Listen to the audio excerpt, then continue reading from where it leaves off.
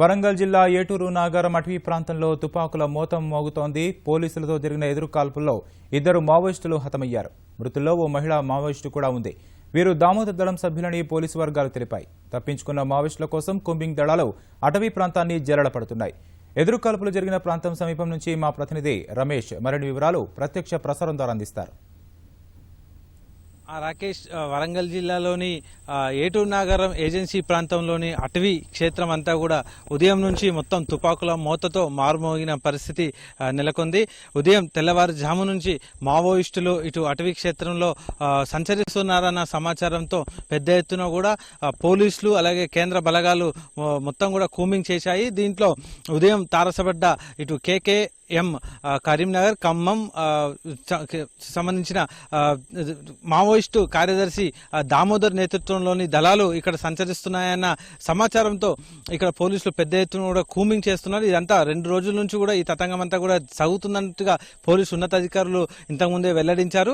ఈ నేపథ్యంలోనే అటవీ క్షేత్రం అంటే రాంపూర్, ఇక్కడ ఉన్నటువంటి రాంపూర్ గ్రామానికి సమీపంలో ఉన్నటువంటి పెద్ద ఎత్తున ఉన్నటువంటి అటవీ క్షేత్రంలో ఇక్కడ మావోయిస్టులు తలదాచుకున్నటువంటి ప్రాంతాన్ని వీళ్ళు కనుగొని ఒక్కసారిగా అక్కడికి వెళ్లడం జరిగింది. దీంతో ఎదురుగా కనిపించిన పోలీసులకి ఇటు మావోయిస్టులు కాల్పులు జరిగినట్టుగా తెలుస్తుంది. దీనివల్ల ఎదురు కాల్పుల్లో 2 మావోయిస్టులు అక్కడికక్కడే మృతి చెందారు. దీంట్లో 2 కూడా ఈ రీసెంట్ గా అంటే కొద్ది కాలం క్రితమే ఇటువైపు ఉద్యమం వైపు మళ్ళీ ఇటు వచ్చినట్టుగా తెలుస్తుంది. దీన్ని చూసుకుంటే కనుక ఈ 2 వ్యక్తులు కూడా మృతి చెందిన మావోయిస్టులు 2 కూడా వరంగల్ జిల్లాకు చెందినట్టుగా పోలీసు ఉన్నతాధికారులు వెల్లడిస్తున్నారు.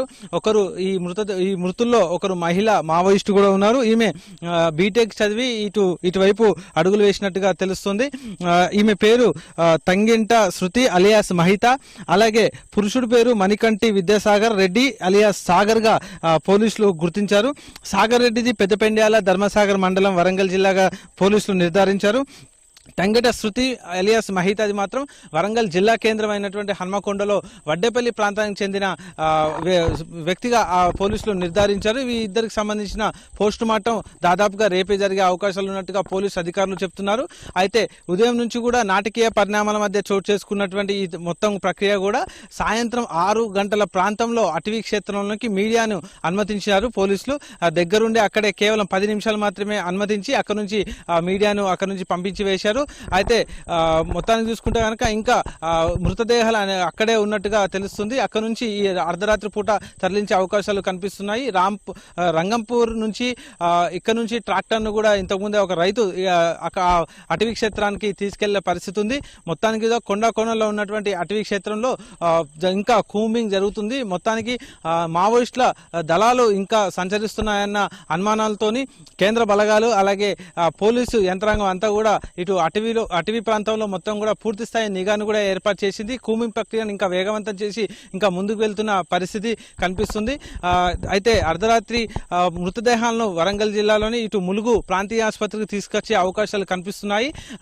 ఇటు గోవిందరావుపేట తహసీల్దార్ ఆధ్వర్యంలో అటవీ క్షేత్రంలో పడి ఉన్నటువంటి మృతదేహాలకు సంబంధించి పంచనామా కూడా అధికారులు పూర్తి చేశారు. ఈ ప్రక్రియ మొత్తం కూడా పూర్తి చేసిన తర్వాత ఇప్పుడు అక్కడ నుంచి మరికొద్ది క్షణాల్లో ఇటు ములుగు ప్రాంతానికి తీసుకొచ్చే అవకాశాలు కనిపిస్తున్నాయి. రాకేష్.